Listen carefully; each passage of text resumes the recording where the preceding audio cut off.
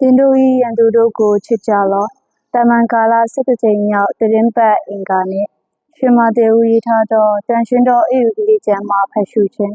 အခန်းကြီး9အခန်းငယ်43မှ48ထိ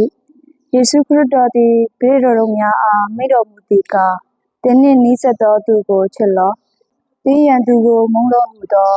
ပြည့်ညတ်စကားရှိသည်ကိုတင်တော်ကြားခဲ့ရလိမ့်မည်တို့တော်တင်တို့အားငါဆိုသည်မှာတင်တို့၏ရန်သူတို့ကိုချစ်ကြလောတင်တို့ကိုနှိမ့်ဆက်ညှင်းဆဲသောသူတို့အတွက်ဆုတောင်းပေးကြလောတို့မှသာတင်တို့သည်သို့သောသူနှင့်ကောင်းသောသူတို့ပေါ်နေကိုထွက်စေတော်မူ၍ဖြောင့်မတ်သောမဖြောင့်မတ်သောသူတို့ပေါ်မိုးကိုရွာစေတော်မူသောကောင်းကင်ဘုံ၌ရှိတော်မူသည့်တင်တို့ဖာ၏သားသမီးများဖြစ်ကြလိမ့်မည်အကြောင်းမူကားတင်တို့သည်မိမိတို့ချစ်သောသူများကိုချစ်ကြပါမူအဘယ်ကျိုးကိုခံစားရမည်အခွင့်ခံသောသူများပင်လျင်ထိုနည်းသူပြုမူကြသည်မဟုတ်လောတင်တို့၏ညီကိုများကိုသာတင်တို့နှုတ်ဆက်ကြလျင်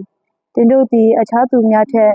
မိသည့်ထူးခြားချက်ကိုပြုသည်နည်းလူမျိုးခြားတို့ပင်လျင်